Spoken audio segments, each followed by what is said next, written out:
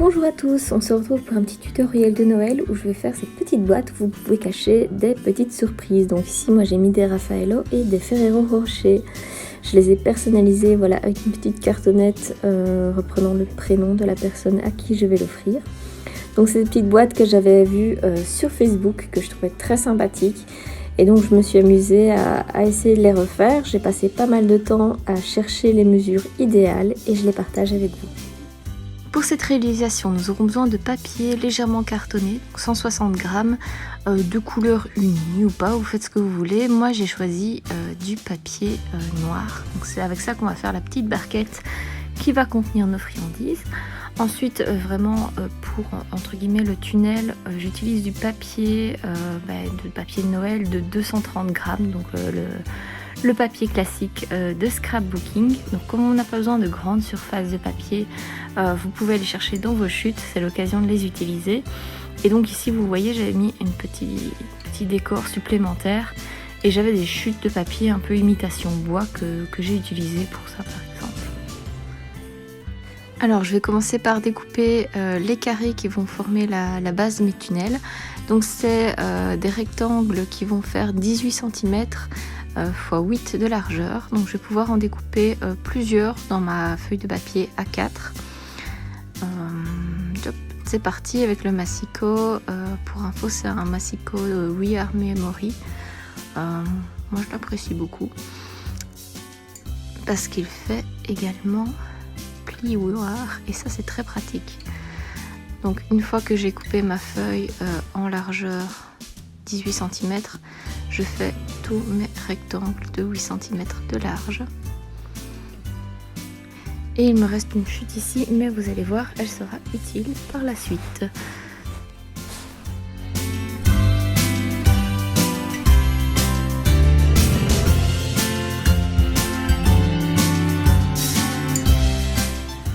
Je passe mon massicot en mode plioir et je vais marquer des plis à 2 cm des bords de chaque côté. Donc je fais ici à droite et à gauche des grands côtés, mais je dois aussi le faire sur les petits côtés.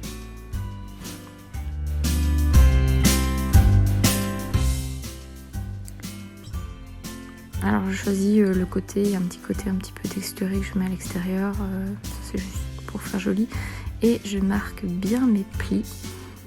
Donc voilà, ça prend un petit peu de temps, mais c'est important à faire.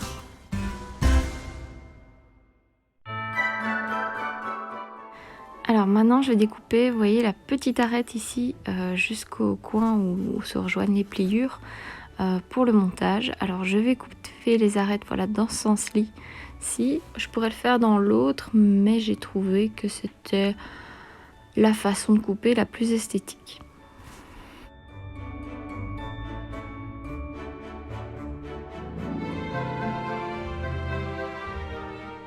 Et voilà un petit peu ce que ça donne, enfin, ce que c'est censé donner quand c'est monté.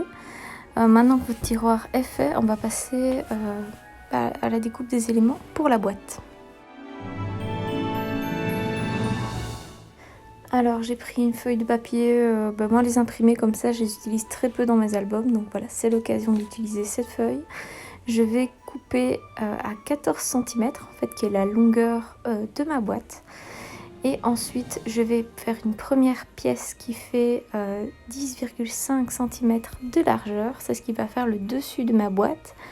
Et une seconde qui fait 6,5 cm et qui fera ma base.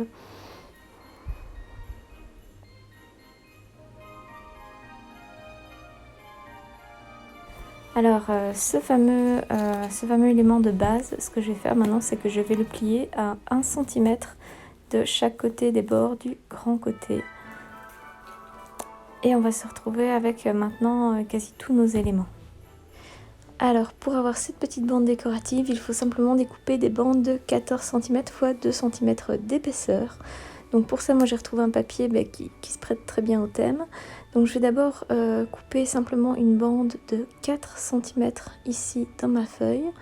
Cette bande de 4 cm, je vais ensuite découper 14 cm et la découper du coup en deux pour avoir 2 fois 2 cm. Donc j'obtiens pas les mêmes motifs.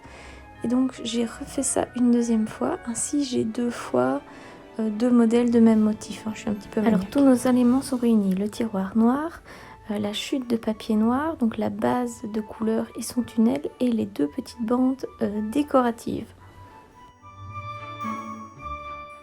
Alors je commence par le montage de mon petit tiroir. Donc je vais simplement utiliser de la colle en rouleau. Je vais en coller les petits carrés de carton qu'on avait pliés et coupés tout à l'heure. Et je monte ma boîte. Donc, pas trop compliqué, mais n'hésitez pas à prendre une colle qui colle quand même bien. Alors je reprends ma blase et je marque les plis, chose que je n'avais pas faite tout à l'heure. Après je vais simplement coller du double face, donc sur les parties voilà, pliées avec les dessins. Donc pour ça moi j'utilise le double face de chez Action, il est amplement suffisant. J'ai des boîtes créées depuis quelques jours et tout tient, donc il n'y a pas de souci. Alors je vais maintenant assembler ma base et mon tunnel. Donc vous voyez, le but c'est d'obtenir ceci. Donc pour cela je vais d'abord coller un côté. Donc je vais simplement prendre ma base, retirer, vous voyez, le collant et le mettre bien convenablement sur mon tunnel. Voilà. Et maintenant je vais faire l'autre côté. Donc je retire mon double face, comme d'habitude. C'est quand il faut que je filme que je ne trouve pas le bout, voilà. Et on vient les coller, voilà, délicatement.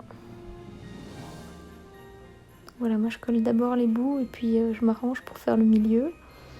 N'hésitez pas à poser la forme et à les tapoter avec une latte si c'est plus facile pour vous. Alors pour faire le bout de mes tiroirs, donc qui a une forme arrondie, j'ai rien trouvé de mieux qu'en fait décalquer le tunnel que j'avais formé ici. Donc moi comme j'avais quelques boîtes à faire, je l'ai fait sur un carton, style un dos de bloc de feuilles par exemple, ou un vieux calendrier. Et j'ai fait un gabarit que je n'ai plus qu'à aller reporter sur mon papier noir. Donc pour ça moi j'ai un bic blanc, donc c'est assez pratique. Et on n'a plus qu'à aller découper ensuite sa forme.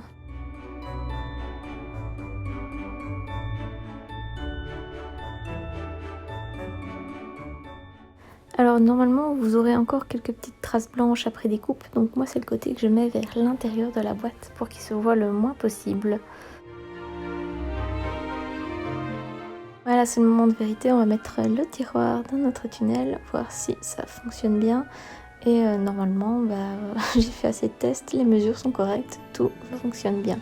Je vais coller les petits bouts, vous voyez là je les colle avec ma souris à colle, mais je vous conseille vraiment d'utiliser le double face parce que la souris c'est pas suffisant en fait. Ça colle pas assez fort et ils finissent par tomber. Alors vous allez remarquer que ça va pas être tout de suite nickel en fait les mesures. Donc je vais devoir un petit peu réajuster mes tunnels. Donc vous voyez ça rentre pas malgré mes gabarits. Et donc généralement je vais un petit peu, voilà, ce que je vais faire c'est le plus facile, c'est de rentrer d'un côté le tunnel, d'aller recouper la forme en fait qui est un peu trop grande d'un côté.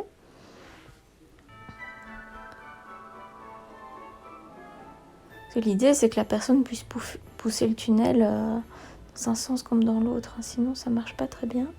Donc voilà, c'est du chipotage, mais une fois que ça passe, vous collez l'autre partie. Et pareil, vous redonnez des petits coups de ciseaux pour que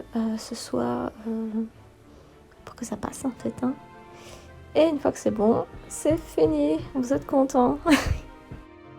Alors maintenant, je vais disposer mes petites confiseries à l'intérieur, tout simplement pour que le tunnel s'affaisse moins quand je colle les décors dessus.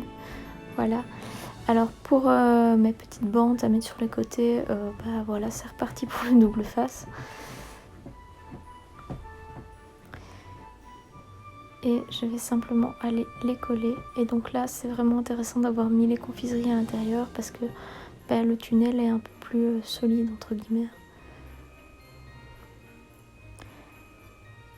Alors c'est optionnel, mais moi j'aime encore bien ajouter au-dessus de cette bande en carton une petite bande de washi tape pour bah voilà, que ça colle encore mieux, ça donne un petit côté encore plus fini. Alors bon, il faut que je trouve le bout comme d'habitude, mais je vous conseille c'est de faire voilà, le washi tape, de le faire un petit peu plus long. Ainsi vous pouvez le plier vers l'intérieur du tunnel et il va mieux coller.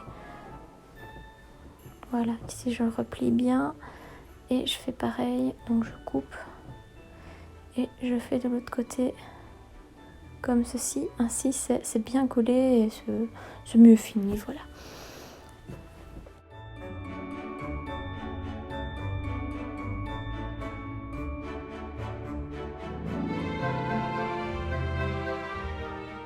Alors j'ai des tailles étiquettes, donc ça c'est plutôt sympa, et ça c'est le plus petit que j'avais. Donc je vais simplement découper dans du papier blanc de 160 grammes et je vais ensuite passer un petit peu d'encre Distress pour lui donner un petit côté vieilli, un petit côté vintage que j'aime beaucoup.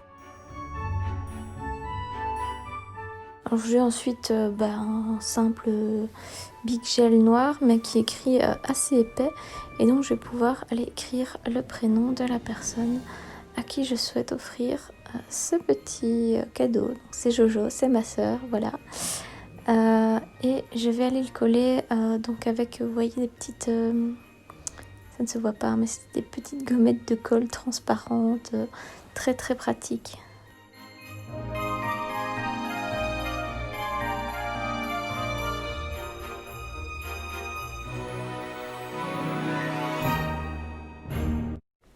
Votre boîte est maintenant terminée. J'espère que vous avez apprécié ce tutoriel. N'hésitez pas à laisser un petit pouce ou à vous abonner à la chaîne.